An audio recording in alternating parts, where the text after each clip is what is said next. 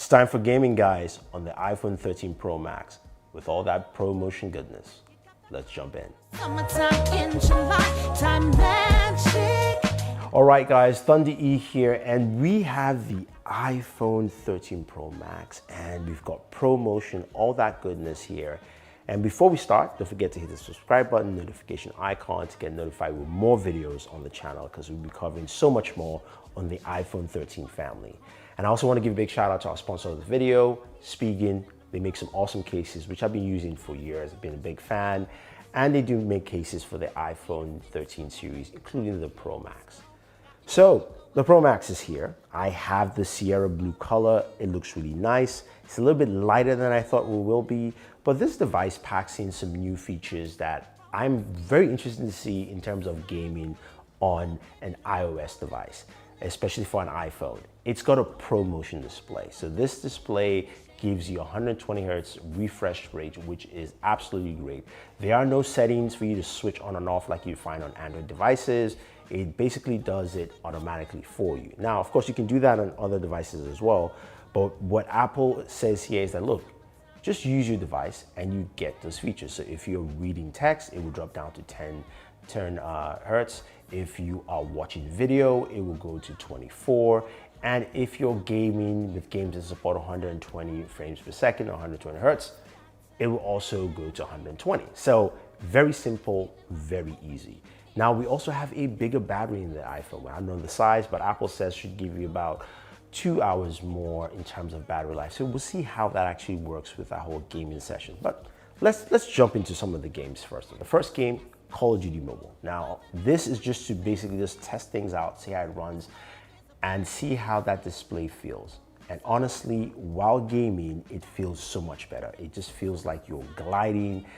That feeling I've had on Android devices for the last 2 years, I now am enjoying it on the iPhone 13 Pro Max. And for me, that is really good. So it made shooting and all that stuff good. In terms of benchmarks, we're getting 59 frames per second, which is great, and it runs pretty well. There were just no issues with it whatsoever. Now moving to PUBG Mobile, we played both key settings, which is Smooth Extreme and Ultra HD Ultra. And in terms of stats, Smooth Extreme, we got that at 60 frames per second. Ultra HD Ultra, that also hit at 39 frames per second. Everything ran really well, so I have to say it was good. And honestly, the sound is amazing off of this. Most people aren't talking about it. The speakers on the iPhone 13 Pro Max is improved. It's about, I believe, 25% louder, but let's just take a listen to the speakers themselves and you can hear all those gunfires and shots.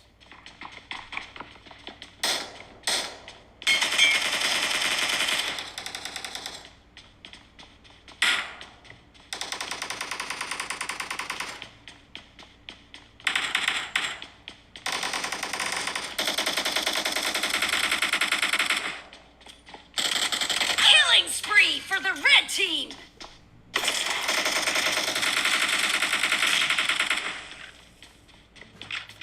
Okay, so sounded great. And I think I'm going to be doing the speaker test for you guys. So stay tuned for that, subscribe and check it out, because I think you're going to be amazed with what the iPhone brings to the table in terms of audio this year. Now, before we continue, let's take a quick word from our sponsor, Spigen.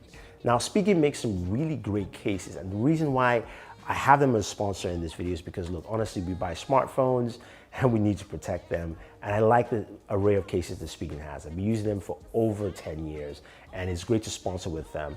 And normally I use the thin fit case, right? And that's the case I like to use because it's light, it's flexible, or sometimes the Liquid Armor, which also is a very flexible case to use. But recently, I like the Mag Armor case. Now, the reason I like that case, especially for the iPhone 13 Pro Max, is that number one, it allows me to use the PowerArc MagSafe connector, so I can actually charge my device while gaming, which is great. But the other thing also, it's got those nice ridges allowing me to hold the device more properly. It doesn't slip out of my hands if I'm playing for a long amount of time. And it also helps dissipate some of that heat. And speaking of heat, whew, we got some on this device. So the iPhone 13 Pro Max, when you game for a while, this bad boy runs up in heat. So while we're playing Genshin Impact, which we'll get to the stats in a second, I got temperatures up to about 43 degrees Celsius, around 114 degrees Fahrenheit. So that ran pretty warm. I was hoping Apple would do something about cooling, but that's still not a focus yet on this device. And that brings in something else that was brought to my attention, is that when you game on your iPhone, I was told this and I thought it wasn't true. You game on your iPhone for a long period of time, or at least for a short period of time, according to this individual, your screen will just dim down because of the heat issues. Now, that happened to me after 2 hours of gaming. My screen dimmed down. I cranked up the brightness, and it still stayed the same. This is why I was playing Street of Rage on Xbox Game Pass. So that is just something to take note, and something that I think is affected by heating on the iPhone 13 Pro Max. Now, back to Genshin. That's the game we care about because that's the game that pushes the limits. We put our settings at the max, which of course is 60 FPS. And I must add the caveat here though that none of these games are optimized yet for the iPhone 13 Pro Max or any of the iPhone 13 series because the device is not out if you're watching this video before it actually launches. So that being said though, I played Genshin for 30 minutes. And my FPS at the end of that 30 minutes gameplay session was between 46 to 48 frames per second. Beginning of my gameplay session, it was closer to 60, about 59 to 60, and it gradually dropped down. Within 10 minutes, it had dropped down to 50 frames per second.